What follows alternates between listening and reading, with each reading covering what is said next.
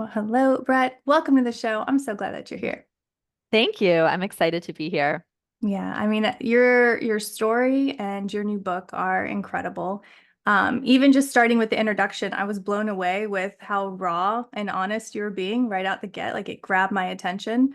So, can you give our listener a little bit of background about your story, what led to the writing of the book, and specifically that night that you hit rock bottom? Yes. Well, I'm someone who loved yoga, never thought I could make a living as a yoga teacher. Ironically, now I run a very large yoga company, so I definitely have made a living as a yoga teacher and at some point employed my husband, and I employ a team of 12. So lots of self-limiting beliefs were slayed. But what you're talking about is when I was running the aforementioned business, but also became a new mom and lost my dad to cancer that same year. So, one of the years in which my business was really scaling, I remember that I had my newborn in one bedroom in my house and my dad in hospice care, literally in the bedroom next door. And it was like this weird combination of life events walking through the portal of new motherhood, which is extremely challenging. I mean, it just completely changes what you're able to do, how much you're able to work, what you're capable of, what your body's going through.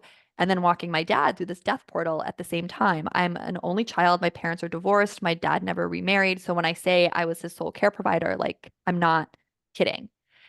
And what happened during that rock bottom year, and this is what I open with in the book, it was extremely humbling because I wasn't able to practice yoga the way I had been practicing up to that point.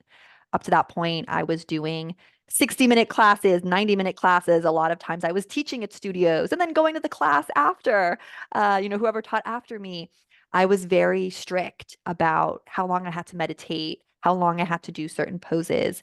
I was very rule based. I had to do this before I could do that. And all of a sudden, when I hit this kind of year of chaos, all of that went out the window. And I remember feeling really desperate. Like, can yoga help me now? When I don't need to like meditate to achieve enlightenment. I just need to survive until bedtime. Like, how am I going to get till bedtime?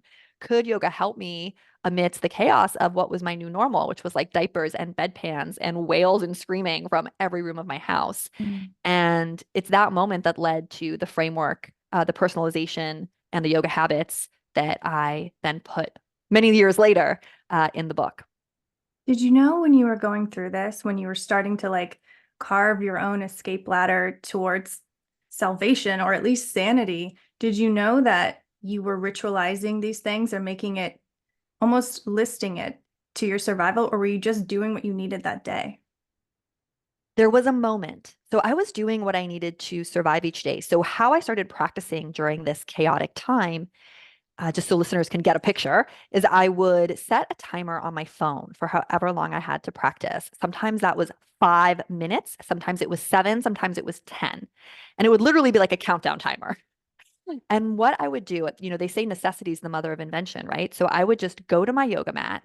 And because I was a teacher, I had been teaching for a long time. I mean, I knew all the styles of yoga, I knew all the tools. But what I did that was different was knowing I only had 10 minutes, I would tune deeply inward and I would say, what would be nourishing for me right now? Like, what would be the most nourishing thing that I could do? And then I would do that, even if it was kind of breaking some of the yoga rules that I had learned, or even teach and train others in terms of sequencing or alignment or mix and matching different styles of yoga. Like, I just threw the entire rule book out the window and I would just practice until the timer went off because I was just like, I just need to nourish myself as fast and quickly as possible. I remember one day very distinctly, I had set the timer for, I think, 20 minutes. It was a good day. Like that was a good day for me. Yeah. And I was doing this kind of really intense personal practice. And I got to this place where I was like, wow, I feel so good. That yoga glow some of you might have Hmm. experienced, like after you go to a great class. I felt that. And then I thought, crap, my timer hasn't gone off. And I thought my phone died or that something happened. But then I looked at my phone and I still had like 2 minutes left. I was able to get myself into this place of extreme calm and groundedness in just 16 minutes. And I remember thinking in that moment, like, that's crazy. I feel as good right now as I would as if I had gone to like a 90-minute group class. There's something here. That's really interesting. And what I didn't know at the time is that because I was, tuning in and practicing yoga poses and breath work that were really well suited for balancing my personality, and integrating what I call the soulmate postures, not just like the 5 to 7 yoga poses that every woman needs to know that really nourish her and get her into a flow state.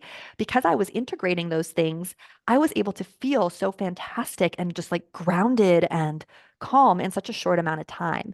And I didn't have time then to figure it out because I didn't even know what had happened exactly.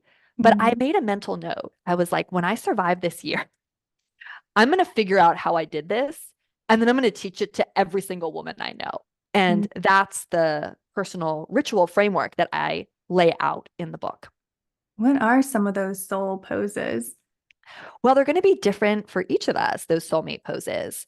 I have an area of the book. Well, one thing I want women to know is that this book has quizzes. So if you're I love that. Yes. I don't know if, like me, you remember doing, I feel like we're around the same age. Like, do you remember doing those like Cosmopolitan or Yes. like 17 magazine quizzes at like summer camp when you were like 13? I was like, I want the book to have like that. I love So, that. so the quizzes are just like we start with a personality quiz because what so many people don't know is that you should practice a very different type of yoga or different styles of yoga pending your personality. And when I say personality, I mean like according to Ayurveda, which is the sister science of yoga, like the primary element within you. So, like, I have high fire, for example, other people might have high earth, but this is not hard to figure out. And if you can figure Mhm. it out, it's going to like really take you down the road of meeting those soulmate poses because what is appropriate for one woman, like a breathing technique or a pose that she should indulge in, might be something that you, who have a different dominant element, actually need to avoid. And Yeah. no one ever talks about this. Yoga's just become this like group fitness thing because when yoga came west, it got kind of enmeshed with the Jane Fonda group fitness movement that was sweeping the US at that time. But I actually, in the book, show that that's actually never what yoga was about. It was always meant to be personalized. It was always Mm. meant to be nourishing for the practitioner. These poses were meant to adapt to us, not us shoehorn into them.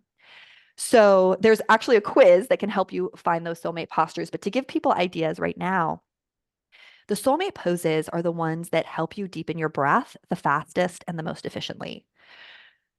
So I think the big misconception about yoga is that you need to be flexible or shoehorn yourself into these fancy poses. But actually, the real benefit that you're going to get from a yoga practice is just one thing. How deeply are you breathing? Yeah. And this is great news, especially if you're a busy mom, because you can hack your breathing anywhere, anytime. I can change how I'm breathing just right now as I'm talking to you, and you can probably even tell the difference in the cadence of my voice. So, knowing that we can shift our nervous system through this barometer, this internal thermostat of our breath, is so powerful. And the breath chapter is the longest chapter in the book. And it was the hardest to write as well. Mm. So, your soulmate postures are going to be those movements that get you breathing deeper, faster. A lot of you might know cat cow. That is a very simple, you're on all fours in a table position. And what's really beautiful about it is you're inhaling and kind of arching the spine, rocking forward, exhaling, pushing your palms into the ground, rocking back. For me, cat cow is one of my soulmate postures because I find that the way it synchronizes my breath and movement gets me into that flow state a lot faster than some other movements, let's say. Mhm. And it's really nourishing for me because it's close to the ground. So if you're stressed and overwhelmed, I talk about this in the book, but like you want poses close to the ground. Because you could argue, well, Brett, you could link breath and movement in that same way, doing like a fancy sun salutation. But that's not as nourishing for me specifically if I want to ground, right? So it's like fusing these different elements of what you know about yourself and then maybe what you know you need in a given day, but thinking about those poses, like if anyone's been to a yoga class, just think like, what are those poses that you love to do? Like when you hear the teacher say to do them, be like, ah, yes, like I love this movement. It feels good. Or when the teacher says, okay, we're going to move on and do something else now, you're kind of like, oh, I kind of like doing Mm. that. Like I wanted to do cat cow longer. Sufi grind, which is like a big movement where you spiral the torso or just like kind of it's opening up the hips and low back. It's very simple. So this is another thing that I found, like the soulmate postures are the simple ones. Mm. Because when a pose is simple, your breath is able to take over and your thinking mind is able to go offline. The problem with sun salutes or some of this more complex yoga choreography is that it's actually working the brain. The linear part of the brain that's overactive is like continuing to stay overactive. And again, it's still beneficial because you're moving and linking breath and movement. But if you want that like potent healing in a very short Yeah. amount of time, the best thing you can do is like really soothing movements that are calming your nervous system and kind of let your brain shut off. So another criteria I have for some of these soulmate postures is like you can see it once and then you can just do it with your eyes closed, like poses that Mm. are that simple. So listeners, I would think about poses that you love, poses that you feel sad when the teacher says to stop doing them, poses that feel nourishing, poses that you feel usher you into your deepest breath state, right? Um, all of these things that we've talked about. I love that. And it is so personalized, right? And I love that even your definition of yoga is different than the norm, especially that's prevalent in these yoga classes and what's espoused there. What is your personal definition of yoga? Yeah, let's talk about that. The way I define yoga in the book and myself personally is awareness of your mind chatter. So anytime that you gain an awareness of your thoughts, to me, that is yoga. And how we gain awareness of our thoughts is through the breath, right? The yogis used to say the more space between your breaths, meaning the more you slow down your breath, the more space between your thoughts. So this is really valuable to us as moms because I like to say the strongest nervous system in the room wins. One of my closest mom friends taught me that, who's an amazing yogi. So if your nervous system is calm, if your breath is long and slow and regulated, your kids feel that. They Yeah. pick up on that. It might not be instantaneous, but I promise you, like if my kid is having a temper tantrum and I'm doing the thing where like, when you lock yourself in a room with them and they just like try to get out of the room and they're screaming and Oh, crying and I'm I already out of the room. I don't know what you're talking about. oh yeah, I've got really little guys. So like my 2-year-old, I sit in the room and just wait for Oh. him to calm down. And he calms down in half the time if I'm just practicing long, slow, deep breathing the whole time I'm Yeah. there with him. So the definition, sorry to come back to what we were talking to, is for me, it's an awareness of your breath and it's that gives you an awareness of your thoughts. And if you have your awareness of your thoughts, it's very powerful because you can choose to respond instead of react. So if you just practice one deep belly breath today, and we can talk a little bit about what that's like and what's involved, to me, that's a yoga success story. Like if I pause and notice my breath, notice how I'm feeling, notice my habitual reactions, notice my mind chatter, get my breath really deepening in my body. I practice yoga, even if I'm not on a mat, even if I'm not doing some sort of shape or pose. That's my definition. And in contrast to that, if you're doing some super fancy pose like a headstand or a back bend with another person on top of you, like we see on Instagram, but you're thinking about what to order for dinner and do I look Mhm. good and uh the mind is racing and you're tense, like holding your breath. To me, you're not practicing yoga, even if you might be in a shape that looks technically like a yoga posture. Yeah. Do you think you got to this position because you had this really extensive yogi background? You had taught and attended classes for years and years. Did it take those 10,000 plus hours to become a master to realize that you don't need to follow all the rules? And for someone who's just starting a yoga practice, can they jump right into what you've learned, or do they have to go through that as well? Well, it's such a great question. I would love everyone to take 200-hour online teacher training with me because that's what I do for a living is I train yoga teachers and we have a lot of moms in there. People can take the Mhm. training with kids on their lap because it's all online. So you can watch it on your mobile phone, the home study portion and then the live portion. It's like so family friendly and it's designed to fit into busy lifestyle. So I think everyone should do yoga teacher training because it's literally like the life school that we never got. I'm like, why in high school biology did I dissect a frog and not learn how to like regulate my Mhm. nervous system? It's just bizarre. But so there's so much great like anatomical knowledge and philosophical knowledge that will really change how you parent and live your life. However, I realize not everyone can do that 200 hours. And that's why I wrote the book, because I realized like no, the answer is no. You don't need to know everything. You just need to know a couple key ingredients, like a couple key levers to pull, right? Like you need to understand the thing I was talking about earlier with the elements, right? You need to understand a couple things about linking breath and movement. But after that, right? You know what feels good for you. And Yeah. so if you reframe your yoga practice as like, I'm doing something that's nourishing for me, and you just ditch everything else, you're going to crave your yoga practice. You're never going to want to skip it.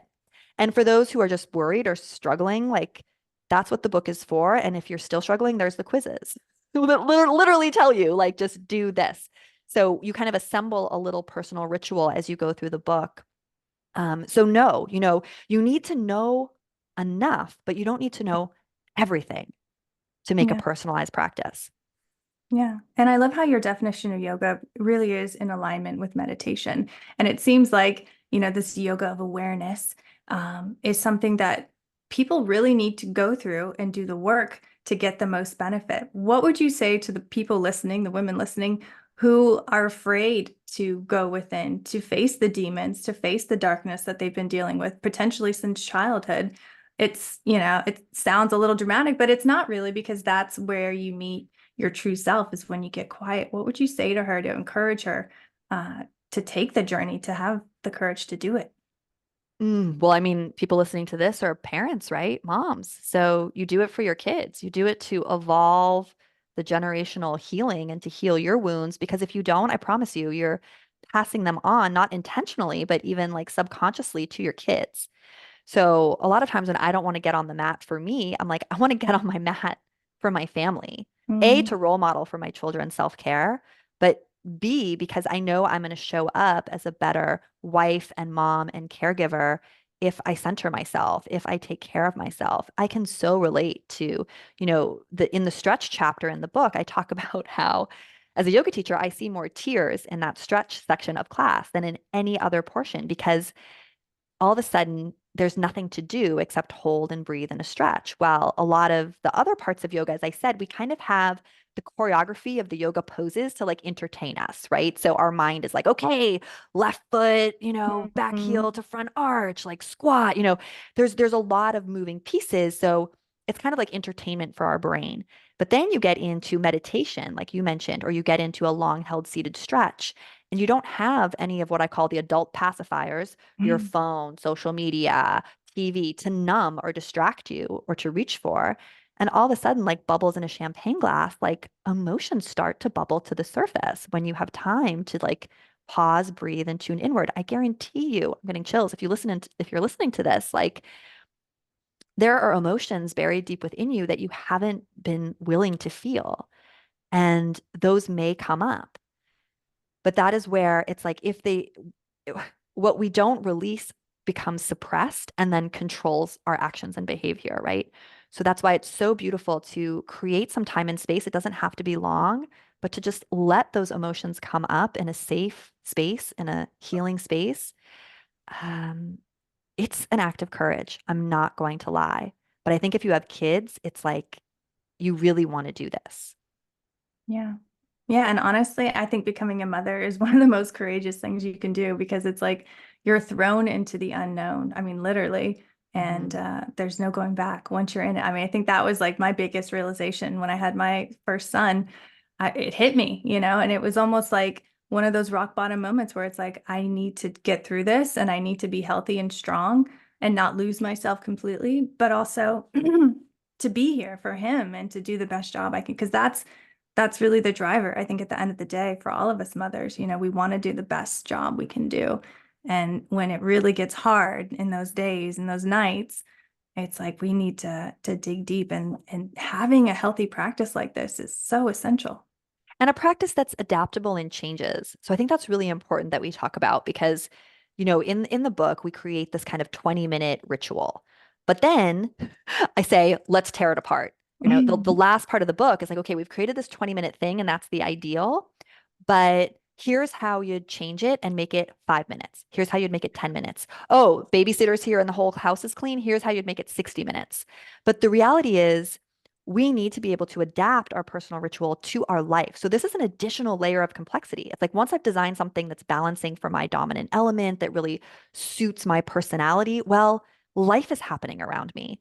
So maybe I need to give a big presentation at work. I want to, just sprinkle in some more energizing breathwork or poses. Or maybe my baby didn't sleep all night and I'm so tired. So I need like a 10-minute thing that's extremely restorative. And so I actually kind of teach you, I'm like, okay, if in scenario A, you just, do this part of the ritual. Like you just do the stretch section, or you'd pair, stretch and meditate, or you'd pair this breath work. So the visual I like to give for this, which is a little bit strange, but it's like, if you've ever been to like an apothecary or visualize like a bar with all these like tinctures and medicines behind you, right? It's like, I want every woman to know how to whip up a yogic uh, cocktail, let's say, like a yoga healing tonic to meet her in the kind of day that she's having. And again, you don't need 200 hours. You just need to read this book and like you'll be set, because otherwise we just get overwhelmed by life. We skip our practice. We don't take care of ourselves. We need practices that can adapt to the moment, Yeah. because otherwise we end up just not practicing at all. And this skill I call the skill of yogic adaptability. I've coined that term. I don't hear anyone else talking about this, because to me, an advanced yoga practitioner isn't the one doing the fancy pretzel poses. To me, the advanced practitioner is like, how well can you adapt your ideal practice to the messy moment of life that you're in right now? That's why the book is called Yoga Life, Habits, Poses, and Breathwork to Channel Joy Amidst the Chaos, right? Right. Because that's what this is focused on. We have a million books already about how to practice different yoga styles and adhere to someone else's rules. This is about like, how do I make this work for me, even when all the conditions are less than ideal? Many of the people graduating from my yoga teacher trainings, like they're extremely knowledgeable. Maybe they have 500 hours of study with me. I give them like a cold room, floor, no mat. And I'm like, you have 5 minutes to practice something that's super nourishing and powerful for you. They won't know what to do, Mm. but you can do something. And these little things really do add up. I want to make sure we talk about that and actually the science behind that as well. Yeah, please, like talk about that. Why do these small, tiny habits where we sneak it in here, we sneak it in there? Why is that so powerful? Why is that better than a 90-minute class? Yeah. Well, I'm not going to say don't do a 90-minute class. That's phenomenal. Like if you can do It's it, hard. do that. But I'm thinking like most women I know, caring for elderly parents, caring for kids, moms, like we need additional options, right?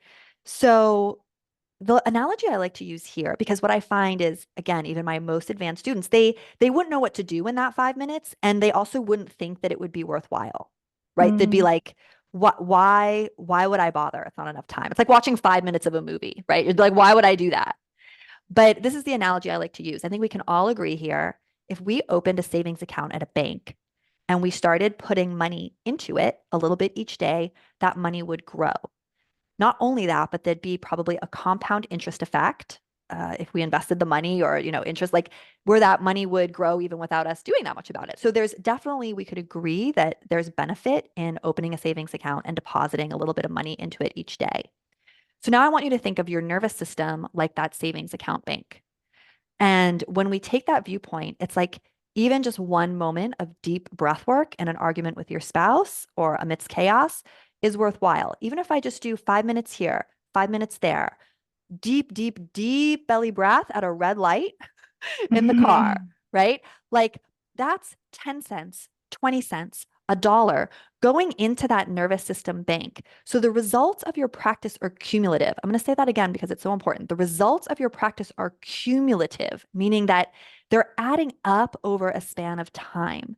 And the really cool thing is, say at that stoplight, I don't just do a deep belly breath, but I actually do, I don't know, a couple moments of a breath work that's really well suited to my personality and balancing for me.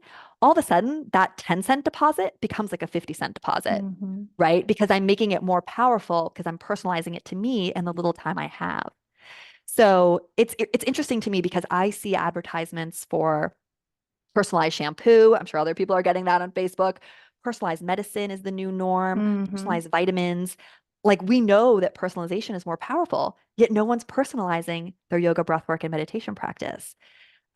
So I don't know, is that analogy kind of helpful to start thinking about like, yeah, these little things do add up and they do matter when I visualize it like a cumulative, like stuff I'm putting in a metaphorical savings account.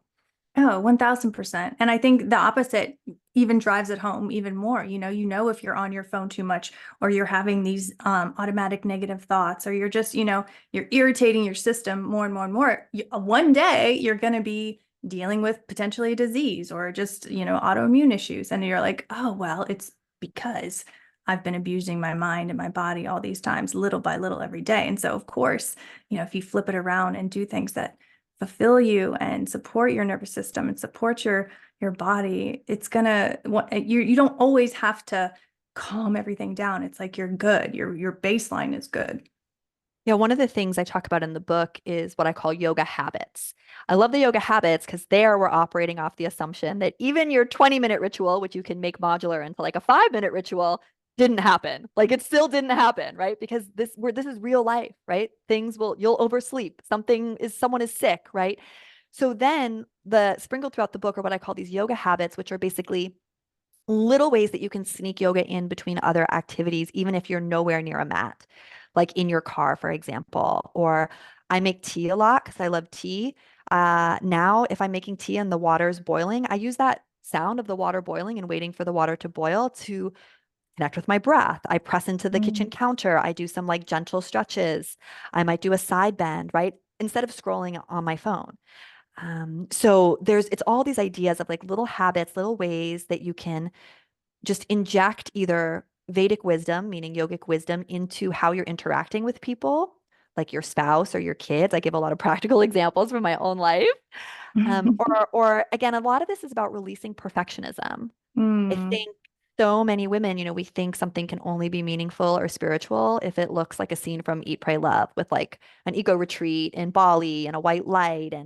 And the big message I want to share is like that's just not true. When you drop that belief, I've had some of my most powerful spiritual experiences in my pajamas, practicing, like a 20-minute thing with laundry around me in my bedroom, Wow. right? Like Mm. it doesn't have to be pretty or perfect for it to be potent. I might do cat cow. I always love to share this. Like we have like a larger bathroom. My husband and I each have our own sink.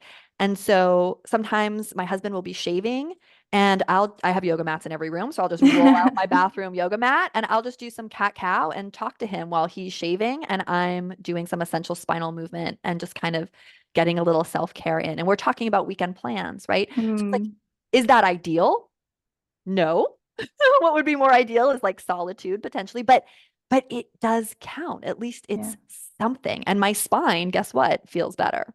Right. How long do you think it takes to start implementing, when you start implementing these habits, for it to become almost ingrained, where your body is craving it? If you're someone who's never done this before, but you want to start doing this, how long does it take? Is it a day? Is it a week? Or does it take, doing this for a while before you're like, okay, where's my yoga mat in my bathroom? Well, yoga works like a lot of the great religions and wisdom traditions with the 40 days. So I think Oh. 40 days is like a great goal for anyone. Like if you got the book, just be like, I'm just going to go to my mat 40 days in a row. And I don't need to do anything fancy. I don't need to do a long practice. You could do, again, if you finish the book, like you'll have a completed personal ritual by the end because there's a downloadable worksheet that you can fill out with the quizzes in each chapter. So it's like a Build-A-Bear done for you kind of thing. But you could say, you know what, I'm going to do that, or just part of it, or just the breathing technique, or just come to my mat to lie down. Just come to my mat in some way, shape, or form every day for 40 days. After that, I don't think you can ever go back because you'll just notice Mm. the difference. And your kids and your husband will too. hmm They will.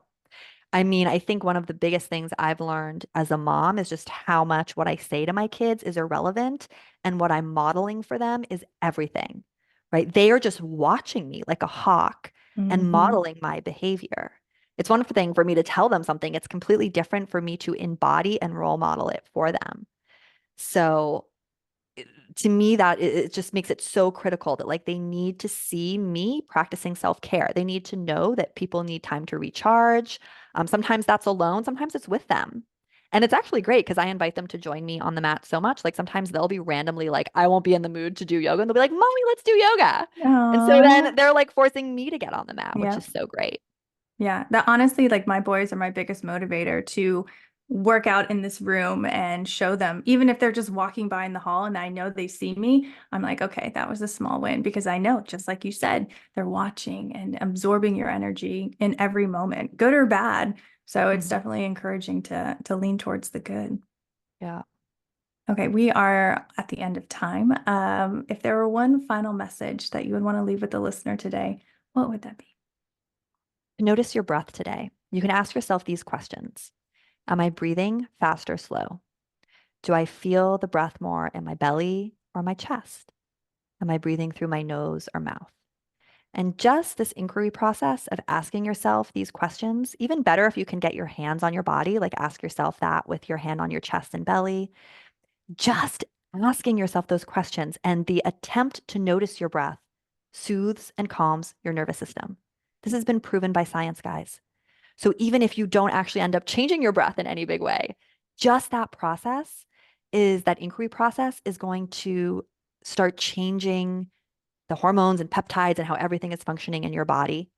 So notice your breath today in the little moments at school pickup later, when you're cooking later. Just notice how you're breathing. It's an incredible journey. And yeah, I hope to stay connected to you all and get the book. I love it. Okay, so please let us know how our listener can find you online, get the book, and do the free videos or the videos attached to the videos mentioned in the book. Yeah, so the book comes with like 20 or 21 companion videos because I know some people are more visual and like to learn that way. I have a huge YouTube channel. So if you search my name, Brett Larkin, Brett, you can find tons of free practices with me on YouTube. My website is brettlarkin.com if you want to train, to teach, or deepen your practice. And the book Yoga Life is available everywhere books are sold. So you could get it at Amazon or bookshop.org, wherever you like to buy your books. Beautiful. Brett, thank you so much for taking the time to come on the show and speak to the listeners today.